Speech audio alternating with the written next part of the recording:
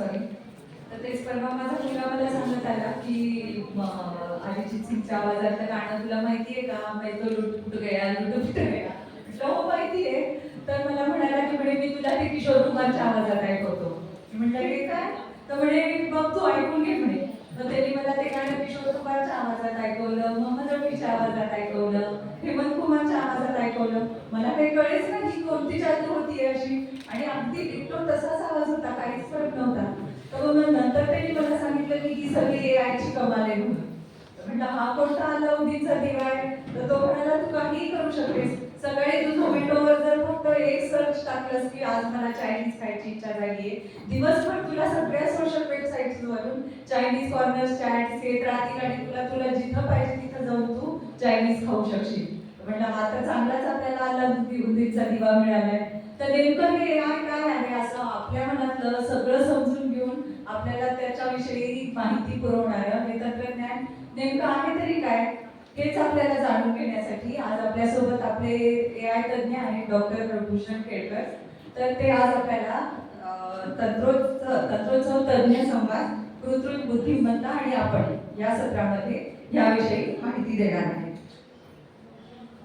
त्यांच्यासोबत डॉक्टर मधुरा केळकर आहेत. त्या इंडस्ट्रियल सायकोलॉजिस्ट म्हणून काम करतात. योगा आणि प्राणायाम यांच्यावर त्यांचा चांगला अभ्यास आहे. तर आपण थोडक्यात डॉक्टर भूषण केळकरांचा परिचय करून घेऊया.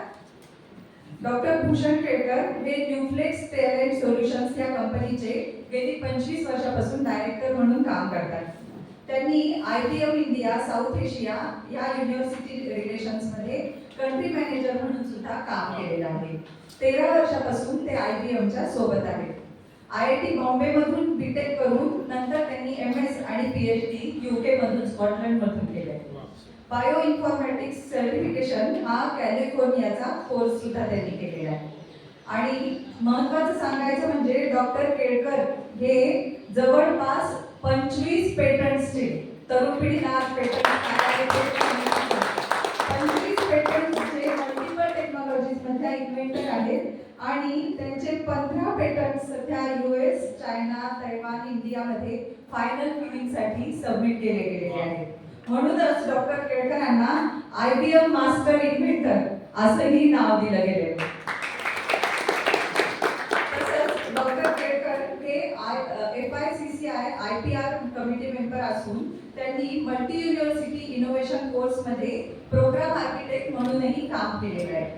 डॉक्टर केळकर हे रिसर्चर सोबतच उत्तम लेखकही आहेत. त्यांची अनेक पुस्तके प्रकाशित आहेत. आपण बाहेर स्टॉल लावलेला आहे, तिथे त्यांची पुस्तके आज आपण विक्रीसाठी सुद्धा ठेवलेली आहेत. त्यांनी आतापर्यंत 12 नॉन टेक्निकल बुक्स लिहिलेली आहेत. उत्तम लेखक सुद्धा आहेत हे आम्हाला आत्ताच कळालं. ते उत्तम कवी सुद्धा आहेत. इंडस्ट्री 4.0 फ्युचर ट्रेंड्स ही त्यांची काही पुस्तकं आहेत. त्यांच्या स्वदेश ह्या पुस्तकाची विक्रमी विक्री झालेली आहे. चाणक्य मंडळ जे कॉम्पिटेटिव्ह एक्झाम्स कंडक्ट करतं त्याचे ते ट्रस्टी म्हणून काम पाहतात. AI तंत्रज्ञानाविषयी माहिती देणारे सेमिनार्स विविध TV चॅनल्स, रेडिओ अशा इतर कार्यक्रमातून ते अरेंज करतात. असं बहुआयामी व्यक्तिमत्व आज आपल्यासोबत आहे. खरं तर दोन्ही करांनी घेऊ तितकी माहिती त्यांच्याविषयी त्यांच्याकडून कमी आहे. आपल्याकडे वेळ 1 तासाचा आहे. जेवढं शक्य आहे तेवढं आपण त्यांच्याकडून जाणून घेऊया.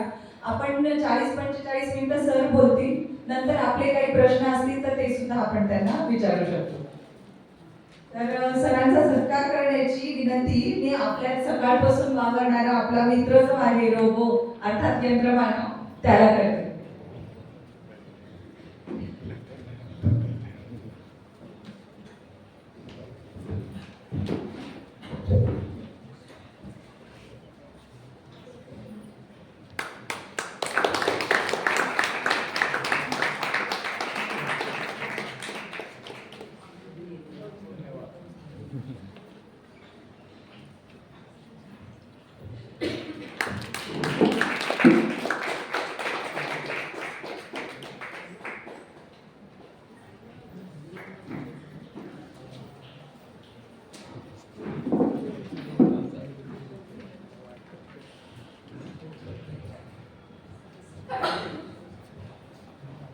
नमस्कार सर.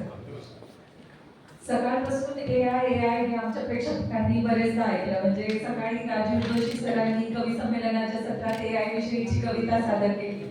आता परिसंवादाच्या सत्रात संतोष देशपांडे सरांनी AIचा उल्लेख केला. तर आमच्यासारख्या तांत्रिक ज्ञानाची मर्यादित स्वरूपात माहिती असणाऱ्या प्रेक्षकांना AI तंत्रज्ञान अर्थात कृत्रिम बुद्धिमत्तेची बेसिक संकल्पना तुम्ही कशी स्पष्ट करून सांगाल? सर्वप्रथम सर्वांना प्रजासत्ताक दिनाच्या शुभेच्छा. आणि तंत्रज्ञान याच्यामधलं आत्ताचं जे आवर्तन म्हणूया आपण, तर त्याचं नाव आहे कृत्रिम बुद्धिमत्ता. आणि कृत्रिम बुद्धिमत्ता हे अगदी सिंपल आहे समजण्यासाठी. जे जे आपण मानव म्हणून करू शकतो आणि इच्छितो ते जर का तंत्रज्ञानाने किंवा मशीनने रोबॉटने करायचं ठरवलं तर त्याला म्हणायचं कृत्रिम बुद्धिमत्ता.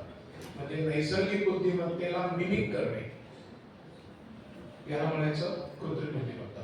आणि त्याचं अनेक उदाहरणं आपल्याला आपल्या दैनंदिन जीवनामध्ये दिसतील. आपल्या सगळ्यांकडे मोबाईल फोन आहे. मोबाईल फोनचं जे ब्राईटनेस जो असतो स्क्रीनचा, तो आता बाहेरचं असणारं किती प्रकाश आहे, काय तापमान आहे याच्यानुसार तो ठरतो. त्यामुळे आपल्याला तो ऍडजस्ट करायला बसायला लागत नाही. किंवा जसं अस्मिताने उदाहरण दिलं की तुम्ही काही इच्छा प्रकट केली की मला थाई खायचंय, चायनीज खायचंय, तर त्याची कुठनं दिवसभर येत राहतात. तर हा जो प्रकार आहे तो सुद्धा कृत्रिम बुद्धिमत्तेचाच आविष्कार आहे. आणि बऱ्याच बाकी अंगांमध्ये आपल्याला हे दिसतं. आणि गेले जवळजवळ 15-20 वर्ष ही तंत्रज्ञान खूप वेगाने वाढत गेलेलं आहे. आणि मगाचा परिसंवाद जो होता तो पण मी खूप इंटरेस्टनी ऐकला आणि त्याच्यात खूप महत्त्वाचे मुद्दे ऑलरेडी येऊन गेले आहेत.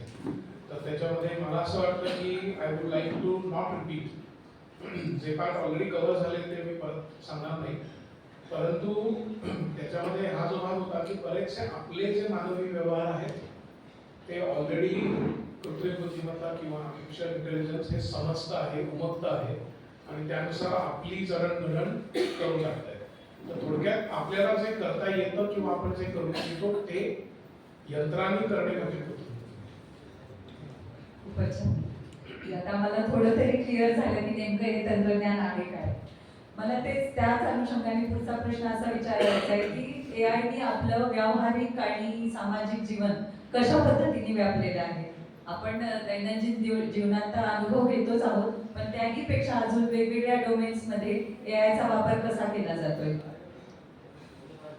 सो इंडस्ट्री 4.0 हे जे तंत्रज्ञान आहे की ज्याचा उगम साधारण 2011, 12, 13 या कालखंडामध्ये झाला, म्हणजे 10-13 वर्षापूर्वी झाला. तर हे जेव्हा आलं तेव्हा त्याचं नाव आहे इंडस्ट्री 4.0. आणि त्यामुळे असा एक सार्वत्रिक समज झाला की हे फक्त मॅन्युफॅक्चरिंग, प्रोडक्शन अशा एरियामध्ये आहे. परंतु याचा एकतर दैनंदिन जीवनामध्ये ऑलरेडी प्रवेश होऊन गेलेला आहे, त्याविषयी आपण अनभिज्ञ आहोत. आणि याचं एक सिंपल उदाहरण 6-7 महिन्यापूर्वी माझी एबीपी माझावर, त्याचा मगाशी परत उल्लेख झाला होता, एबीपी माझावर एक मुलाखत झाली होती आणि ती याच तंत्रज्ञानाच्या संदर्भात झाली होती की इंडस्ट्री 4 किंवा कृत्रिम बुद्धिमत्ता हे एज्युकेशनमध्ये कसं काम करतात. आणि तेव्हा तिथली जी अँकर होती तिने मला असं विचारलं होतं की कृत्रिम बुद्धिमत्तेचं आपण स्वागत कसं करायला पाहिजे. तर मी तिला म्हटलं की जी व्यक्ती दारात उभी आहे तिचं आपण स्वागत करू शकतो, पण जी व्यक्ती ऑलरेडी स्वयंपाकघरात आली तिचं आपण कसं स्वागत करणार. आणि वस्तुस्थिती आहे आपल्याला बहुतेक माहिती नाहीये, पण कृत्रिम बुद्धिमत्ता आणि इंडस्ट्री 4 चौथी औद्योगिक क्रांती आणि त्याचं येणारं पुढचं आवर्तन हे ऑलरेडी आपल्या जीवनाचं अविभाज्य अंग घडलेलं आहे, झालेलं आहे. आणि त्याची काही छान मगाशी उदाहरण मी देशपांडे सरांकडून पण ऐकली आणि ती खरोखरच तशी आहे. त्यामुळे इनफॅक्ट माझं आतापर्यंत जे इंडस्ट्री 4.0 वर ज्या ज्या प्रकारच्या सभा किंवा इव्हेंट किंवा इंडस्ट्री याच्यामध्ये जिथे जिथे झालेलं आहे अशा प्रकारचं इंटरॅक्शन, त्याच्यामध्ये मी असं खुलेपणाने सांगतो की तुम्ही फक्त मला एक फील्ड सांगा, ते तुमचंच असेल असंही बंधन नाही. आणि त्या फील्डमध्ये किमान 2 कंपन्या आर्टिफिशियल इंटेलिजन्स वापरून तेच काम तुमच्यापेक्षा अधिक चांगलं करत आहेत अशा कंपन्यांची नावं मी तुम्हाला सांगितलं. आणि अजूनपर्यंत तरी ती बेट मी हारलेलो नाही.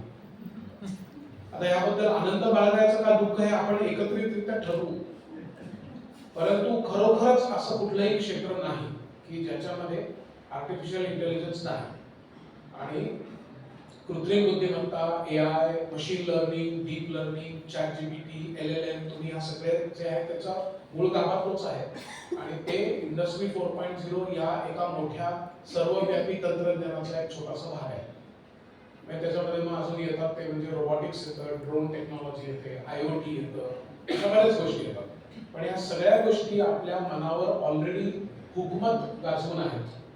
आणि मग अशी अत्यंत मला आनंद वाटला की बरेचसे माझे जे मुद्दे होते ते ऑलरेडी कव्हर झालेत आणि म्हणून मी त्याचा फक्त उल्लेख करतो आणि बाकीच्या गोष्टी सांगतो. सेपियन्सचा उल्लेख झाला. युवल नोआ हरारी याचं ते पुस्तक आणि त्याचं 2017 मधलं एक टेड टॉक आहे. 2017 मधला, ते 7 वर्ष होऊन गेली त्याला आता. आणि त्या टेड टॉक मध्ये त्या खच्चून भरलेला टोरंटो मधला एक सभागृह आणि तिथं त्यांनी असं सांगितलं, आणि हा नोबेल प्राइज साठी नॉमिनेट झालेला माणूस आहे, म्हणजे कोणी ऐरावेरा नाही. आणि त्याने असं सांगितलं की 2030 पर्यंत जगातली 90% लोकसंख्या यांना मिनिंगफुल वर्क काम नसेल, मिनिंगफुल वर्क नसेल. आणि 90% 2030च्या वेळेची लोकसंख्या म्हटली तर साधारण 9 कोटी 9 बिलियन एवढी लोकसंख्या त्यावेळी जगाची असेल. त्यामधले 90% लोकांना काम नसेल तर ही लोक काय करतील असा साहजिक प्रश्न जो तुमच्या आमच्या मनामध्ये येतो तो अँकरने विचारला. आणि तेव्हा त्यांनी असं सांगितलं की सर्व डोमेन्स मध्ये हे होणार आहे आणि त्यामुळे ह्या लोकांना काम नसेल तर ते ड्रग्स तरी वापरतील मन रिझवण्यासाठी, नाहीतर मगाशी ज्याचा परत उल्लेख झाला व्हिडिओ गेम्स खेळत बसतील मन रिझवण्यासाठी, कारण करण्यासारखं काहीच नाही. आणि कामं सोपी होतील यापेक्षा सुद्धा करण्यासारखं काही नाही.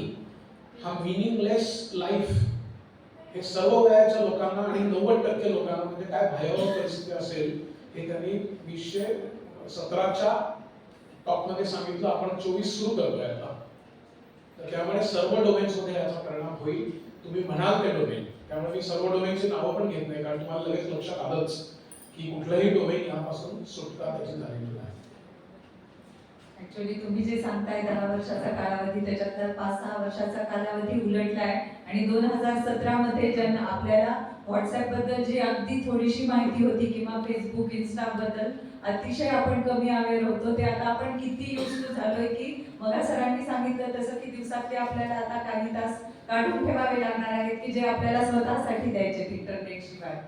तर तेच म्हणजे खरं तर हेच आहे म्हणजे संभाव्य तोटे. हा माझा पुढचा प्रश्नच तो होता की AI प्रणालीचे संभाव्य तोटे अजून काय सांगू शकाल तुम्ही?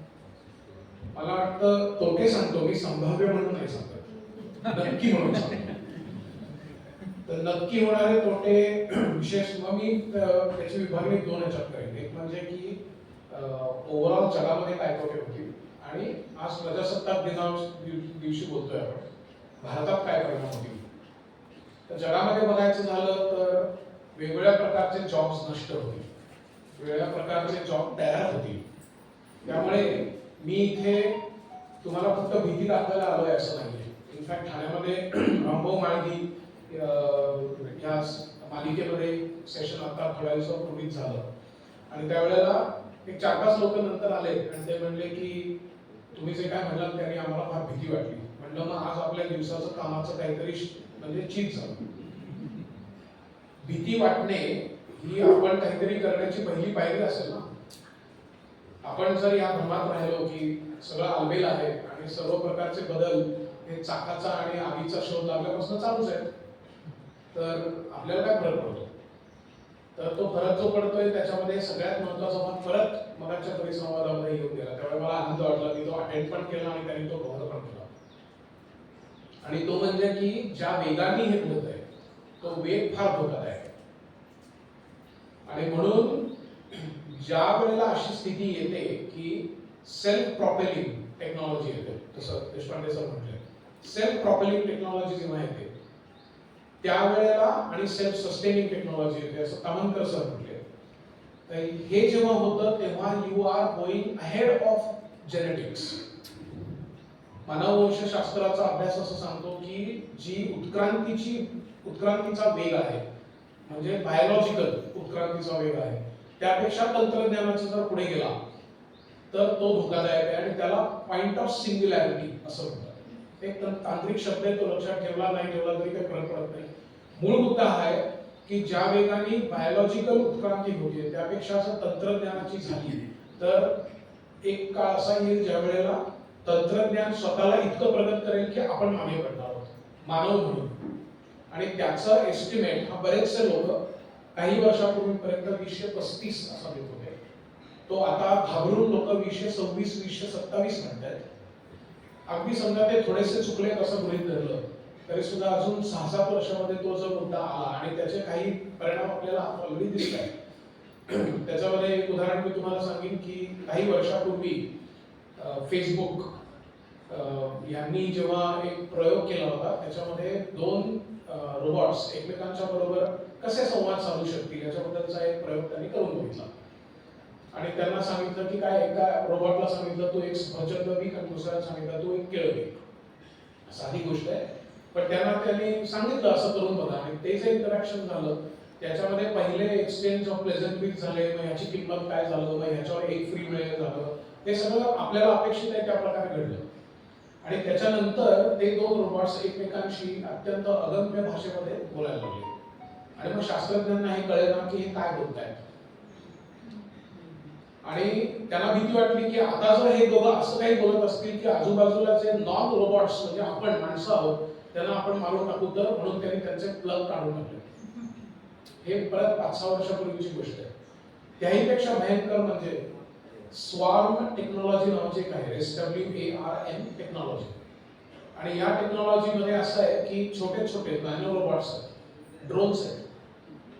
आणि असे अनेक ड्रोन्सना फक्त एकच काम दिलेलं आहे की समजा एक चेहरा आहे, तो चेहरा फीड केलेला आहे, हा चेहरा जगामध्ये शोधून काढणे आणि त्याला ठार मारणे, एवढंच काम आहे. आणि असे 3000 छोटे ड्रोन्स हे जर का एकत्र आले, ड्रोनचं एक क्षण बाजूला ठेवू पण आपल्याला सगळ्यांना राजस्थानामध्ये येणारी पाकिस्तानातली आणि अफगाणिस्तानातली टोळधाड माहिती आहे. टोळधाड जेव्हा येते तेव्हा काहीही करता येत नाही. टोळधाड नोन एंटिटी आहे आणि इंटेलिजंट नाही. तर 3000 छोटे ड्रोन्स यांना जर का एखाद्या महत्त्वाच्या व्यक्तीचा खून करण्याची आज्ञा दिली गेली तर त्यांना थांबवण्याचं सामर्थ्य कोणत्याही राजकीय शक्तीकडे नाही. आणि त्यातही दुर्दैवाची बाब म्हणजे स्वार्म टेक्नॉलॉजी ही प्रायव्हेट कंपनी आहे.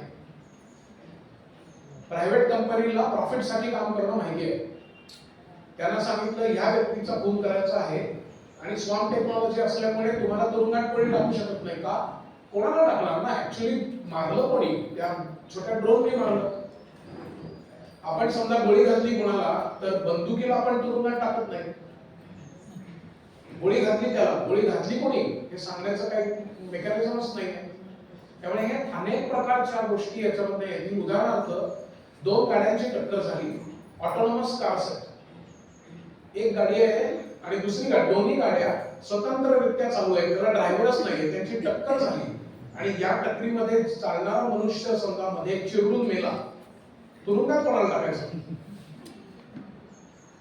समजा मी लार्ज लँग्वेज मॉडेल ChatGPT घेतलं आणि त्याच्यातनं काहीतरी अत्यंत विध्वंसक असं काहीतरी लिहिलं आणि त्यांनी एकदम अचानक काहीतरी लोकांच्या मनामध्ये द्वेष निर्माण झाला आणि दंगा झाला, जबाबदार कोण आहे? ओनरशिपच नाही आता. सो असे अनेक प्रश्न हे जगात निर्माण होत आहेत. भारतामध्ये जे होतील त्याच्यामध्ये अर्थातच जर का जॉब्स नाहीत म्हटल्यानंतर काय होतं याचा आपल्याला काश्मीरमध्ये आपल्याला माहिती आहे, नॉर्थ ईस्ट मध्ये वर्षानुवर्ष माहिती आहे. आता कुठे तिथे जरा काहीतरी शांततेचे आपल्याला किरण दिसत आहे. पण जर का 90% मी म्हणतो तो युवन नोआ हरारी समजा गेला बाजार 50% चुकला असेल, 100% चुकला असेल, तरी 30% लोकांना जर हाताला काम नसेल तर काय होईल विचार करा. आत्ताच येणारं विधानसभा आणि लोकसभेचं इलेक्शन ब्लँकच मुळी अनएम्प्लॉयमेंट आहे. जगामध्ये यावर्षी 50 देशांमध्ये इलेक्शन्स आहेत.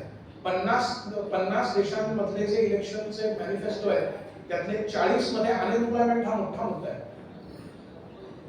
तर म्हणजे हे सर्व प्रकार जगभर पण होणार आहेत आणि भारतामध्ये ते अजून जास्ती होणार आहे. त्यामुळे आपल्याला त्याच्याबाबत खूपच सावध राहणं आवश्यक आहे आणि त्याच्यावर काहीतरी ऍक्शन घेणं पण आवश्यक आहे. मुळात त्याची जाणीव होणं महत्त्वाचं आहे.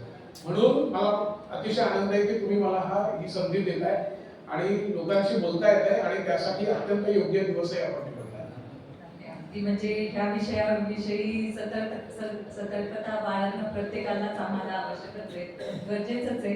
पण तुम्ही जे सांगताय हे AI इतकं पुढे गेले वगैरे, पण ही तर शेवटी कृत्रिम बुद्धिमत्ताच आहे ना. मानवी मेंदूशी ती कम्पेअर करते आहे आपण बघतोय, पण मग बेसिक मानवी मेंदूमध्ये आणि या कृत्रिम बुद्धिमत्तेमधला फरक काय आहे?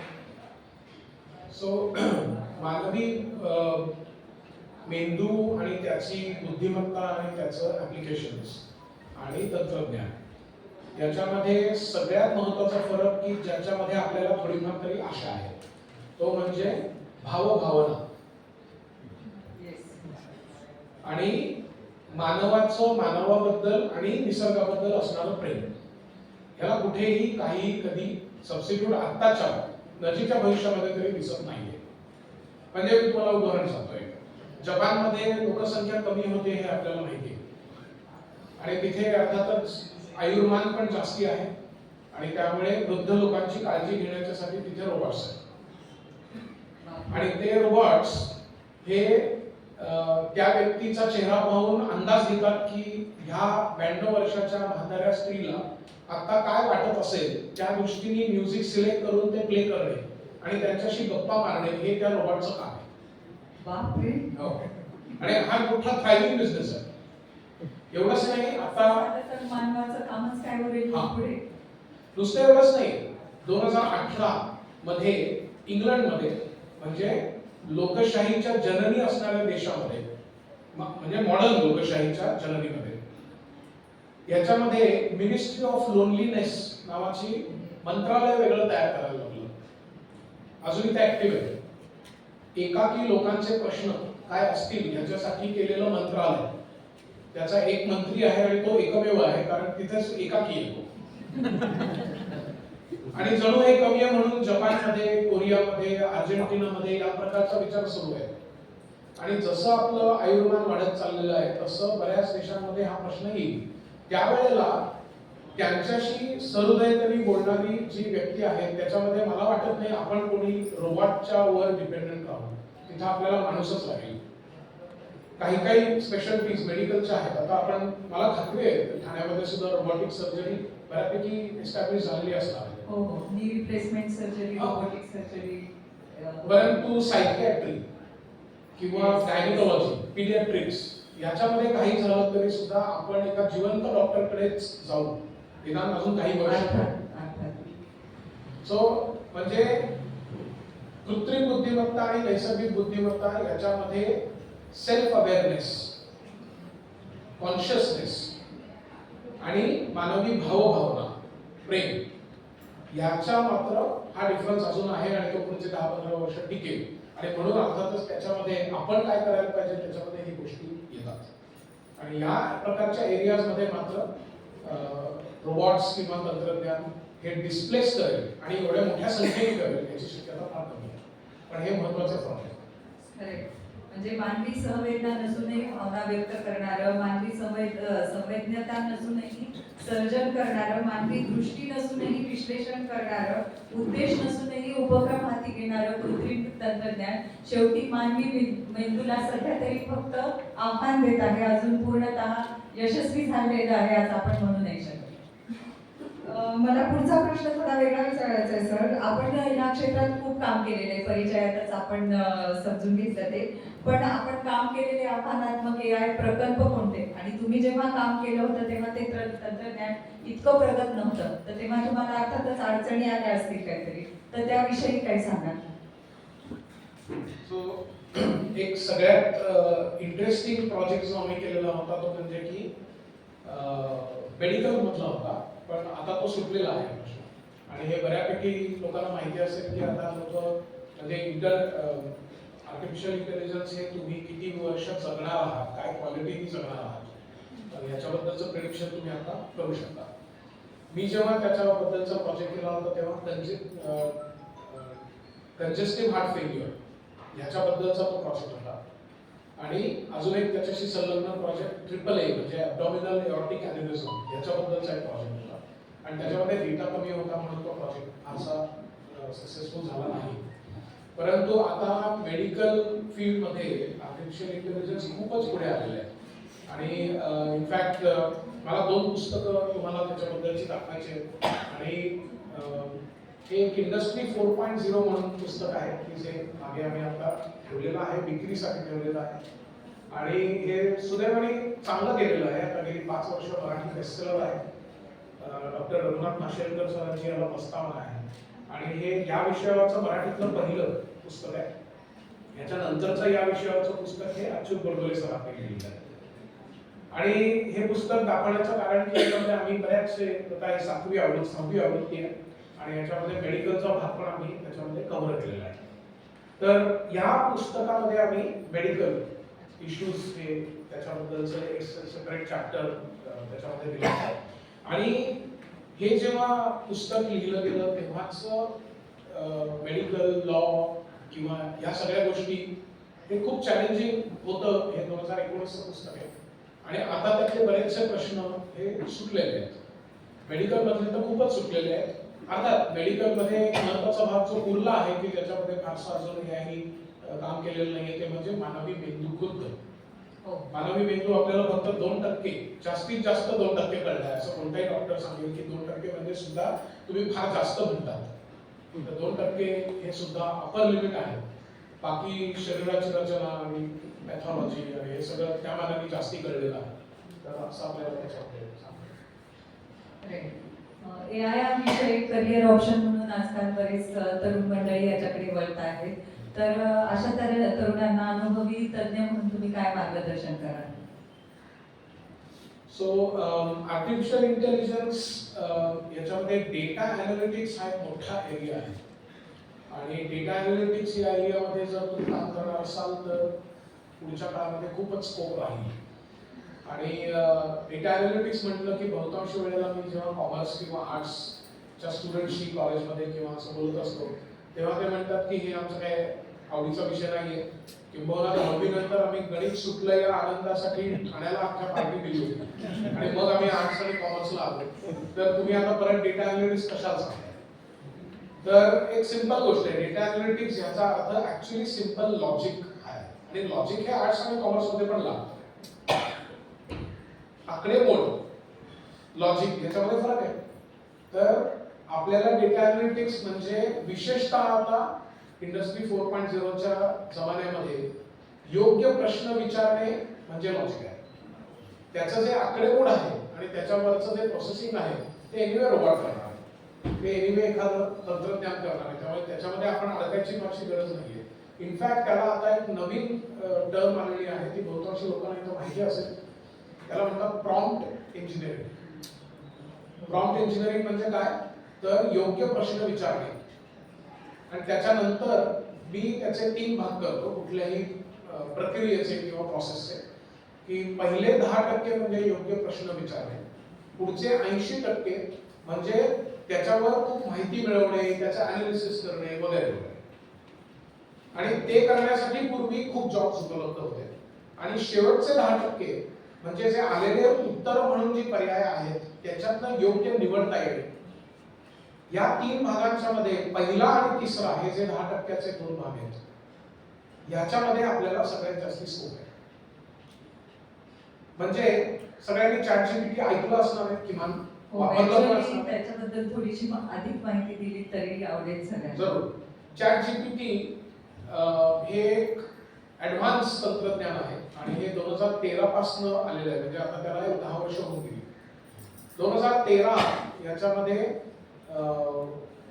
न्यूरल नेटवर्क्स जेफ्री हिंटन म्हणून एक गुगल मधला खूप मोठा तंत्रज्ञ आणि त्यांनी न्यूरल नेटवर्क्स मध्ये खूप मोठा संशोधन त्याच्यामध्ये केलं आणि त्याच्यावरनं ज्याला लार्ज लँग्वेज मॉडेल्स असं म्हणतात म्हणजे जेनरेटिव्ह AI म्हणजे त्याच्यामध्ये फक्त दिलेल्या डेटावर अनालिसिस नाही तर ते नवीन डेटा पण तयार करू शकतं अशा तऱ्हेचं तंत्रज्ञान.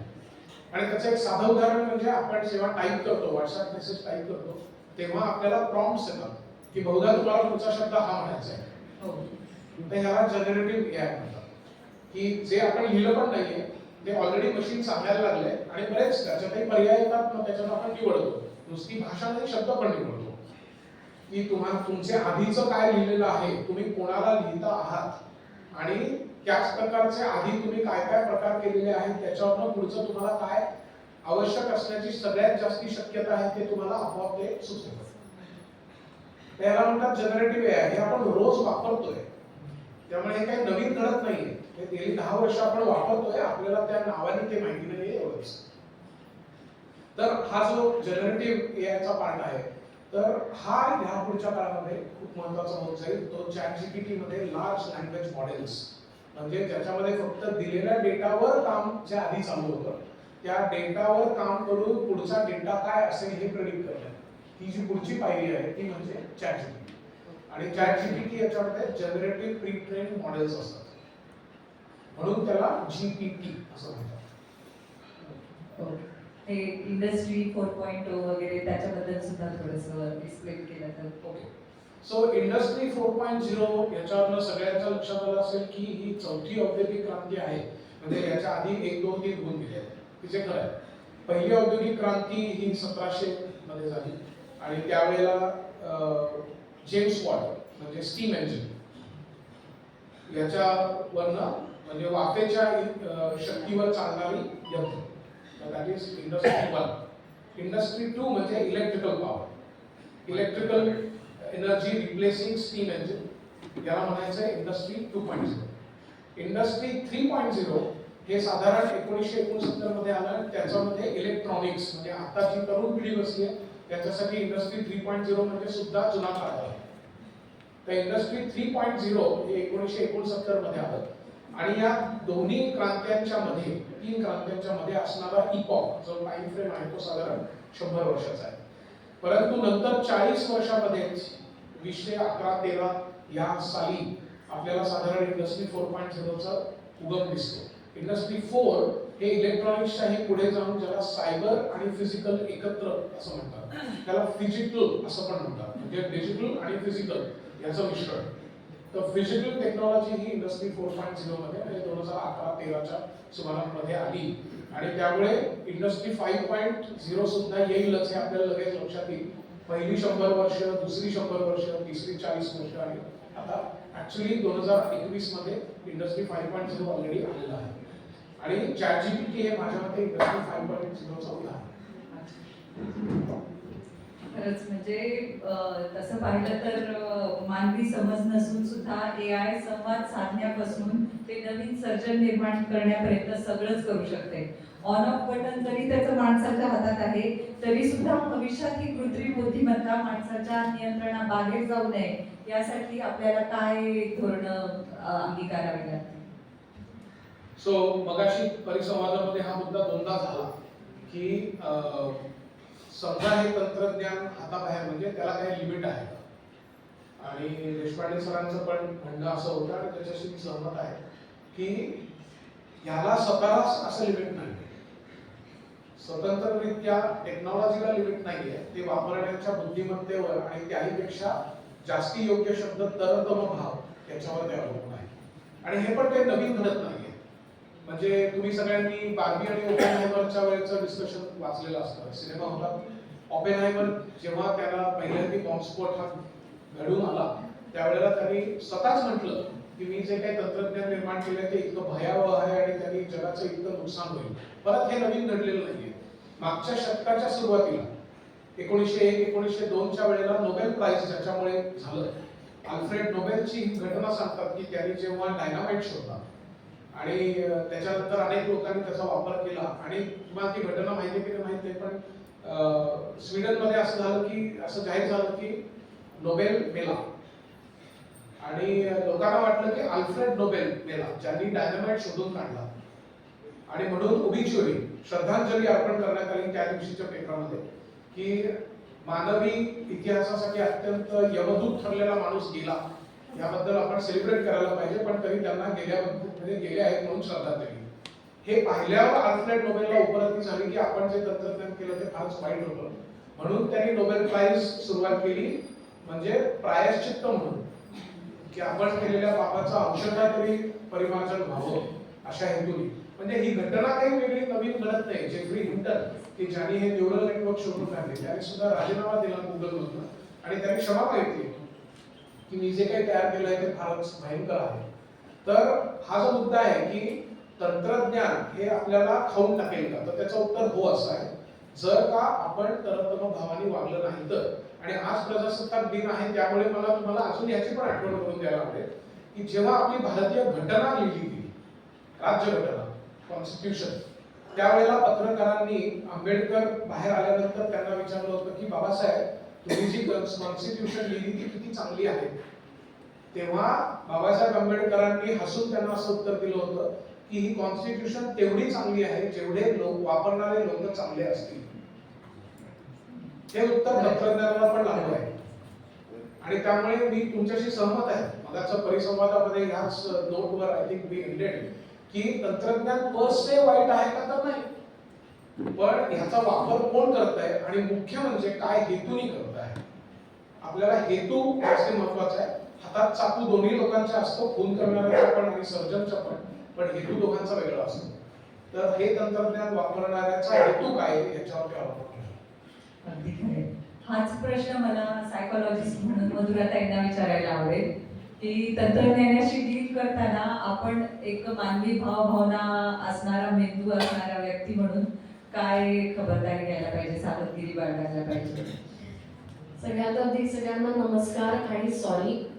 त्याचं कारण असं आहे की जसं कृत्रिम बुद्धिमत्ता आपल्या बऱ्याच लोकांच्या आयुष्यात आगंतुकासारखी घुसली आहे बऱ्याच फील्डमध्ये, तसं आज स्टेजवर मी पण एक आगंतुक आहे. कारण असं प्री प्लॅन नव्हतं, पण आणि विरोधाभास असा आहे की मी ह्युमन इंटेलिजन्सची अभ्यासक आहे. पण हा सुखदक आहे आमच्या सगळ्यांसाठी actually. Yes. So next thing I was going to say की एकतर sir being a visionary technologist असून मानसशास्त्र हे त्यांच्या फील्डमध्ये किती महत्त्वाचं आहे हे त्यांनी समजून मला चान्स दिला पाहिजे त्यांच्याबरोबर काम करण्याचा. आणि मी इथे सकाळी आली हे कळल्यानंतर मॅडम आणि बाकी पण ऑर्गनायझर्सना असं वाटलं की एखादा प्रश्न जाण्यासाठी हिला पण स्टेजवर बसवावं. त्यासाठी थँक्यू. ऍक्च्युअली हे दोन्ही इतकं कोरिलेटेड आहे. म्हणजे परवाच्या व्याख्यानातही सरांच्या आम्ही ऐकलं आणि आजही ऐकलं त्याच्यावरून हे दोन्ही फील्ड्स कोरिलेटेड आहेत. त्याच्यामुळे तुमचं मत जाणणं सगळ्यांसाठी खरंच आवश्यकच आहे. थँक्यू. सो माझं तर मत असं आहे की मानसशास्त्र हे सगळ्या शास्त्रांच्या बेसिसला आहे आणि अनफॉर्च्युनेटली आत्तापर्यंत दुर्लक्षित राहिलेला भाग. आणि माहिती नाही हॅपीली ऑर अनहॅपीली याच्यानंतर आश्चर्यकारकरित्या या पुढच्या काळामध्ये प्रचंड सॉट आफ्टर असं असणारं फील्ड हे सायकोलॉजी आणि सायकॅट्री असणार आहे. ओके, तुमचा प्रश्न. तर ह्याच्याबद्दल मी फक्त 3 पॉईंट्स सांगणार आहे. त्यातला पहिला आहे डोपामाइन. तर तुम्हाला ऑफकोर्स माहिती असेल सगळ्यांना की डोपामाइन हे एक न्यूरो हॉर्मोन आहे आणि हे हॉर्मोन हे ॲडिक्शनसाठी रिस्पॉन्सिबल आहे. गंमत अशी की हेच हॉर्मोन आपल्याला प्लेजरचा पण एक्सपिरियन्स देतं, आनंद. तर खूप बेसिक मानवी वृत्ती अशी आहे की आपल्याला एखादी गोष्ट खूप सोपी सहज मिळाली की आपल्याला आनंद होतो त्याचा आणि त्यावेळेला ते डोपामाइन रिलीज होत असतं बॉडीत आणि मग ते डोपामाइन मिळवण्यासाठी सबकॉन्शियसली आपल्याला त्या गोष्टीची ॲडिक्शन होते. म्हणजे ती गोष्ट मिळाली की आनंद होतोय, मिळाली की आनंद होतोय.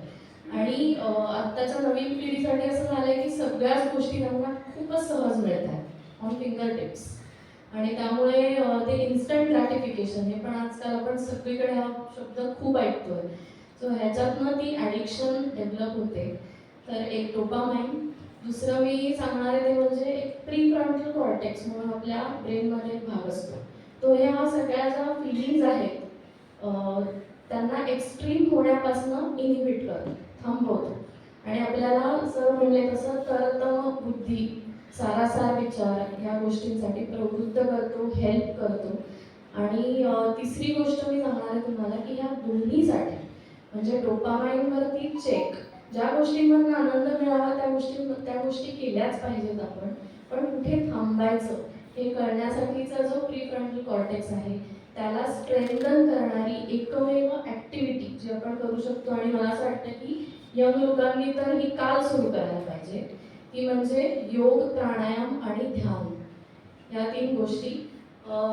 अगेन अनफॉर्च्युनेटली ह्या मुलांना असं वाटतं, आम्ही बऱ्याच मुलांचं काउन्सिलिंग करतो, आमची टेस्ट आहे त्याच्या संदर्भात, तर त्या मुलांना असं वाटतं की याचा काय संबंध आहे म्हणजे या सगळ्याशी, हे बोरिंग काम आहे, हे म्हाताऱ्यांचं काम आहे, त्यांच्याकडे खूप वेळ पडलेला आहे, त्यांनी आपलं मेडिटेशन करत बसावं. पण ते तसं नाही आहे. मी खूप कळकळीने सगळ्यांना सांगत असते, तुमच्यापेक्षाही लहान मुलांना सांगत असते की तुम्ही आत्ताच सुरू करा. त्याचं कारण हे की ज्या टाईमला तुम्हाला हे सगळं फेस करायचं आहे, आणि इनफॅक्ट मगाच्याही सेशनमध्ये मी ऐकलं की 5 वर्षापासून हे आता सगळं, आणि ती मुलं इतकी वल्नरेबल आहेत, छोटी आहेत, की त्यांना काही कळत नाही काय चूज करायचं काय नाही. जे समोर येतं ते घेतात आणि परत तीच सगळी विशस सायकल जी आहे, डोपामाइन ॲडिक्शन चालू राहतं ते, त्याच्यामुळे ती अडकतात. सो या सगळ्यापासून थांबण्यासाठी मला असं वाटतं की ह्यांनी पण आणि आपण सगळ्यांनी पण योग, प्राणायाम आणि ध्यान या गोष्टी प्रॅक्टिस करण्याची रेग्युलरली खूप जास्त गरज आहे. त्याने आपला स्ट्रेस पण मॅनेज होतो, आणि सगळ्यात महत्त्वाचं म्हणजे हा जो प्री फ्रंटल कॉर्टेक्स आहे त्याला स्ट्रेंथन करण्याचं काम हे एक्सरसाइजेस करतात. आणि हे सगळं सायंटिफिकली प्रूव्हन आहे. हे नुसतं फॅड नाही आहे की सर म्हणतात तसं की करीना कपूर करते म्हणून पॉवर योगा करा, शिल्पा शेट्टी कशी फिगर वगैरे, हे सगळं खूप नंतरच्या गोष्टी, ते बाय प्रॉडक्ट्स आहेत, ते येणारच आहेत तुमच्याकडे. पण त्याच्यापेक्षाही महत्त्वाचं हे आहे, जे बेसिक आहे सगळ्यासाठी, ते म्हणजे आपल्या मेंटल हेल्थची काळजी घेणं, जे आपल्या सगळ्यांसाठी खूप महत्त्वाचं आहे पुढच्या काळामध्ये, with the advent of technology आणि मिनिटाला आणि सेकंदाला ॲडव्हान्स होणारं आर्टिफिशियल इंटेलिजन्स. सो या सगळ्यासाठी डेफिनेटली हे करा. आणि दुसरी अजून एक गोष्ट, मी आत्ता जस्ट पुण्याला आमचं सेशन्स होता, त्याच्यामध्ये मुलींना हे सांगितलं की क्रिएटिव्ह हॉबीज जरूर फॉलो करा. कारण हे जे छंद जे आपले असतात ना, त्याला खूप कमी इम्पॉर्टन्स दिला जातो. ते असं कधीतरी फावल्या वेळात सुट्टी मिळाली तर वगैरे. पण मी आवर्जून इव्हन 10वीतल्या मुलांना हे सांगते की regularly drawing, painting, music, sports, जे तुम्हाला आवडतं त्यातलं अभ्यास सोडून काही ना काहीतरी रोज करा. कारण त्यांनी जो ब्रेन रिफ्रेश होतो आपला, त्याच्यामुळे खूप फायदा होतो, आपण कॉन्शियस बनतो. बेसिक डिफरन्स बिटवीन AI आणि ह्युमन इंटेलिजन्स किंवा ह्युमन्स आहे तो म्हणजे कॉन्शियसनेस. मशीन्स अजूनही कॉन्शियस नाही आहेत. सो बेसिक आपल्याला जो आपण स्वतःबद्दल अवेअरनेस जो आहे, कॉग्निशन जे आहे, आणि कॉन्शियसनेस जो आहे, विचार नवीन निर्माण करण्याची ताकद, नवीन गोष्टी क्रिएट करण्याची ताकद ही फक्त आपल्याकडे आहे. सो ती आपल्याकडनं जाऊ नये, त्याच्या पुढे AI जाऊ नये, त्यासाठी आपण कॉन्शियस असणं, अवेअर असणं, प्रेझेंट असणं, माइंडफुल असणं, हे सगळं खूपच गरजेचं आहे. आणि त्यामुळे आणि मेडिटेशन ही कुठल्या तरी झाडाखाली बसून तासभर डोळे मिटून करण्याची गोष्ट नाही. ध्यान करता येत नाही, ते होतं, आणि ते होतं ते आत्ता रिअल टाईम सुद्धा होऊ शकतं. माझं आत्ता सुद्धा ध्यान आहे, कारण मी अवेअर आहे माझ्या स्वतःच्याबद्दल, आत्ता काय चाललंय त्याबद्दल. समोर कोण बसले मला दिसतात, त्यांचे चेहरे दिसतात, त्यांचा व्हिज्युअल फीडबॅक मिळतो. सो मेडिटेशन हेच आहे, आणि ते तसं म्हणलं तर सोपं आहे, म्हणलं तर अवघड आहे. सोपं आहे तेव्हाच इफ यू आर कॉन्शियस. तर तुम्ही कॉन्शियसली ते नक्की या गोष्टी प्रॅक्टिस करा, आणि क्रिएटिव्हिटीचा नक्की विचार करा. अगदी खरे. म्हणजे हा तर निश्चित एक आपल्यामध्ये आणि AI मधला हा फरक आहे की आपण मेडिटेशन करू शकतोय, AI मेडिटेशन नाही करू शकणार. त्याच्यामुळे आपण जे AI पेक्षा पुढे जाऊन आपण जे करू शकतो ते मानवाने अगदी करायलाच हवे. प्रेक्षकांना काही प्रश्न? AI आणि मानवामधला फरक मी तुम्हाला सांगतो. I think you will relate to this. मी UPSCचे इंटरव्ह्यूज घेतो, आणि आता पण चालू आहेत आमचे. UPSCचा रिझल्ट जाहीर झालेला आहे. दिल्लीमध्ये 2 वर्षापूर्वी UPSCचा इंटरव्ह्यू घेत होतो, आणि आमच्या समोर एक मुलगा होता, आणि तो मुलगा ओदिशामधनं आलेला होता, आणि अतिशय हलाखीच्या परिस्थितीमधनं आलेला होता. त्यांच्याकडे एकूण 8 लोकांची फॅमिली, आणि त्यांचं वार्षिक उत्पन्न 32,000 रुपये. आणि या मुलाचा स्ट्रगल बघा. दुसरा अटेम्प्ट, पहिल्या अटेम्प्टमध्ये काही मार्कांनी त्याचं रँक उठली होती. मुळात तो IIT गुवाहाटीला गेलेला होता, सर्व शिक्षण स्कॉलरशिपवर केलेलं होतं. पुढचं एक छोटं शिक्षण कॅनडामध्ये स्कॉलरशिपवर केलेलं होतं. आणि त्याचं सरळ उत्तर त्यांनी दिलं. मागच्या वेळेला माझं सिलेक्शन न होण्याचं कारण माझं इंग्लिश वीक आहे, कारण मी गावाकडनं आलेलो आहे, पण मी आता इंग्लिशवर चांगली कमांड मिळवली आहे आणि I am hoping to get a rank. हे सगळं जेव्हा आम्ही ऐकलं आणि त्याचं डिमिनर पाहिलं आणि आपल्याला जाणवतं की त्याच्यामध्ये एक ऍक्च्युली धग आहे, हीट आहे. आणि इंटरव्ह्यू झाला, तो गेला, त्याला काय द्यायचं तो फीडबॅक आम्ही दिला. आणि त्यानंतर पुढचे 7-8 दिवस जोपर्यंत रिझल्ट जाहीर होत नव्हता तोपर्यंत मी पुण्यात आल्यानंतर सकाळी उठल्यानंतर बायकोला आणि मुलीला काय सांगत होतो, मला त्या मुलाला सक्सेसफुल झालेलं पाहिजे. मला दुसरा कुठलाही विचार चहाच्या आधी येत होता, म्हणजे किती महत्वाचा होता हे मला माहिती आहे. हे रोबॉटला नाही होणार. रोबॉट उत्तम फीडबॅक देईल, पण रोबॉट सकाळी चार्ज केल्यानंतर म्हणणार नाही की ह्या मुलाला. ही जी मानवी कनेक्ट आहे, that is our only hope. अशी अनेक उदाहरणं तुम्हाला सापडतील. Bond is important. येस. आणि त्यामुळे त्याच्यावर आपल्याला काम करायला पाहिजे. आणि म्हणून तिथे हे जे काय आम्ही प्राणायाम आणि याच्याबद्दल जे ती विशेषतः कळकळी मी सांगते, मी तिच्या लेवलचं प्राणायाम करायला पाहिजे हे मला मान्य आहे, मी करत नाहीये. परंतु ती जे सांगते आहे त्याला शास्त्रीय आधार आहे. म्हणजे जेनेटिक्स हे आपल्याला माहिती आहे. 2004 मध्ये ऑलरेडी सगळा ह्युमन जिनोम डिकोड झालेला आहे. पण त्याच्या पुढे आता एपिजेनेटिक्स नावाची संज्ञा आलेली आहे की तुमचा जेनेटिक कोड सेम असला तरी त्याच्यावर मेथिल ग्रुप कुठे आहे त्याच्यावरनं तो स्विच ऑन ऑफ होईल. असं दृष्टोत्पत्तीस आलंय आता शास्त्रीय दृष्ट्या की तुम्ही प्राणायाम केलात तर तुमचं जेनेटिक स्ट्रक्चर नाही बदलत, कारण की तुम्हाला आई वडिलांकडून आलंय, पण मेथिल ग्रुप मात्र बदलतात आणि एपिजेनेटिक्स बदलतात. म्हणजे बेसिक सर्किटरी तुमची घरातली तीच आहे, फक्त स्विच फक्त बदलले. हे केलं तर कुठे लाईट लागेल आणि कुठे नाही हे ठरतं, हे प्राणायामाने बदलतं, असं अनेक शास्त्रांच्या प्रयोगशाळांमध्ये दिसून आलेलं आहे. तर म्हणजे हे उगीच काहीतरी टाइमपास करायची किंवा आता म्हणजे काय सगळं करून भागले आणि मग थकले आणि मग हे असलं नाहीये. This is a very fundamental thing. आणि ह्याबद्दल हे आपल्याला बाहेरनच आलं की कळणार आहे, दुर्दैवाचीच बाब आहे. म्हणजे त्यांना प्रश्नोत्तर घ्यायचे ते मला मान्य, पण मी तरी अजून 30 सेकंद घेऊन तुम्हाला एक महत्त्वाचं उदाहरण सांगतो की ज्यामुळे आपल्याला खरंच आपले डोळे उघडायला पाहिजे, तुमची परवानगी घेऊन. मी इंग्लंड अमेरिकेमध्ये आम्ही 23 देशातल्या मुला मुलींसाठी करिअर काउन्सिलिंग करतो. अमेरिकेत गेलेलो असताना मागच्या वर्षी कोविडच्या नंतर गेलेलो होतो, कारण तोपर्यंत जाता आलं होतं. तिथं गेलेलो असताना एक सिल्वर अकॅडमी म्हणून आहे, तिथल्या एक साधारण 56-57 मुलं आणि त्यांचे आई वडील, अमेरिकन होती सगळी, त्यांची आमची टेस्ट झालेली होती. त्याचं काउन्सिलिंग होतं, ते 3 तासाचं होतं, 2 ते 5. मी तिथे 1:45ला पोहोचलेलो होतो. आणि तिथल्या क्रिस्टीन म्हणून जी कॉर्डिनेटर होती ती म्हणली, सर आज आपण 2च्या ऐवजी 2:30ला सुरू करणार आहोत. तर मी म्हटलं काय हरकत नाही, 2:30 ते 5:30 आपला वेळ असेल मग, आणि मला मधल्या काळामध्ये चहा कॉफी द्या म्हणजे काही प्रॉब्लेम नाही. ते त्यांनी दिलं. 5:30ला संपलं. 5:30ला निघताना मी क्रिस्टीनला विचारलं की मी वेळेत आलो होतो, मी तक्रार करत नाहीये, पण कुतूहल आहे की 2च्या ऐवजी 2:30 का? ती म्हणली आम्ही 2 ते 2:20 हे डिपार्टमेंट ऑफ एज्युकेशनमुळे सर्व मुलांना आणि त्यांच्या पालकांना प्राणायाम कंपल्सरी केलेला आहे.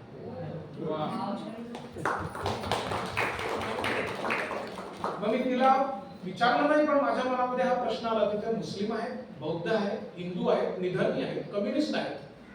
हे असला चावटपणा करत तुम्ही बसत की तुला आवडेल का, चालेल का? विषय असा आहे, हे करायचं आहे, करणे उपयुक्त आहे, फुल स्टॉप. पण आता ते सिल्व्हर अकॅडमीने केलं म्हणजे मग आपल्या इथल्या मुलं एकदम खाली होतात, अरे म्हणजे काहीतरी बाकी. अमेरिका म्हणते म्हणजे हे करेक्ट आहे, का असं होतंय देवाला माहिती. पण एपिजेनेटिक्सचे पुरावे आहेत. हिने अत्यंत श्रमपूर्वक 100 पेक्षा जास्त रिसर्च पेपर शोधले NIH मध्ये, national institute of health, Washington DC. म्हणून मला असं वाटतं की जेवढं आपण करिअरच्या बाबतीमध्ये वगैरे जेवढं सावध राहायला पाहिजे तेवढं ह्याच्या बाबतीत जास्ती सावध राहायला पाहिजे. आणि त्यामुळे मला वाटतं तिचं जे कॉन्ट्रीब्युशन्स आहेत ते महत्त्वाचे आहेत. सॉरी आपला 2-3 मिनिटांचा काही प्रेक्षकांना काही प्रश्न विचारायचे असतील तर इथे येऊन विचारू शकता.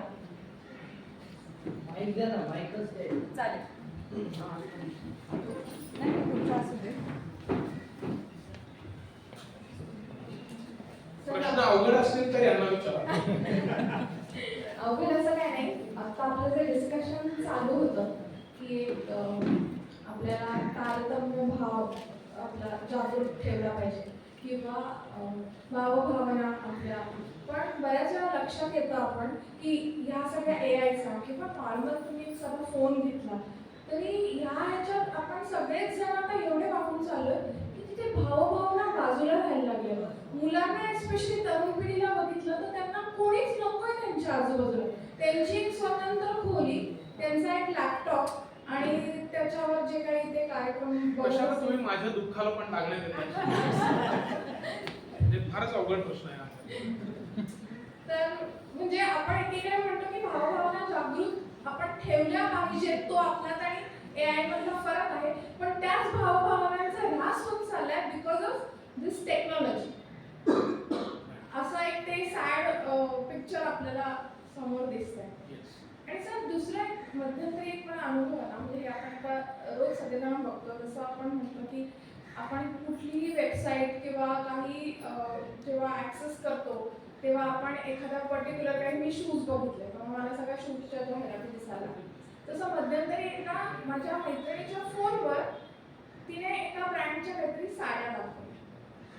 त्या मी फक्त बघितल्या, मी माझ्या फोनवर ते ॲक्सेस पण नाही केलं, पण दुसऱ्या दिवशी मला फेसबुकवर त्या ब्रँडच्या हे ऑटोमॅटिक दिसायला लागल्या. मग त्याला काही माईक वगैरे पण असतो का की आपला आवाजही कॅच करतात? म्हणजे हे असे थोडे प्रश्न सो त्याचे बरीच उत्तर देता येऊ शकतील. तंत्रज्ञानाच्या भाषेमध्ये याला करणं पिशाच्च असं म्हणायला हवं. आपण म्हणायचो ना भिंतीला पण काम तसंच आहे. मग ते सिरी असेल, मग अशी त्यांनी उल्लेख केला, मला बरं वाटलं की आपलं बरंचसं कॉम्प्लिमेंटरीच आहे सेशन, की तुम्ही कुठे जाताय, काय करताय. आणि त्यांनी उल्लेख पण खूप महत्त्वाचा केला की फेसबुकमध्ये तुम्ही जर का तुमचे 300 लाईक्स हे जर का आपण अॅनलाइज केले तर फेसबुक तुम्ही कसे वागाल हे तुमच्यापेक्षा जास्ती चांगलं ॲक्युरेटली सांगू शकतो. तुम्ही साडीबद्दल बोलताय, आपण समजा एखादा ड्रेस घेतला, साडी घेतली, पडदे घेतले आणि म्हटलं की हा तुम्ही का घेतला, तर मला हा कलर आवडतो आणि मला असं वाटतं की मला तो सूट होतो.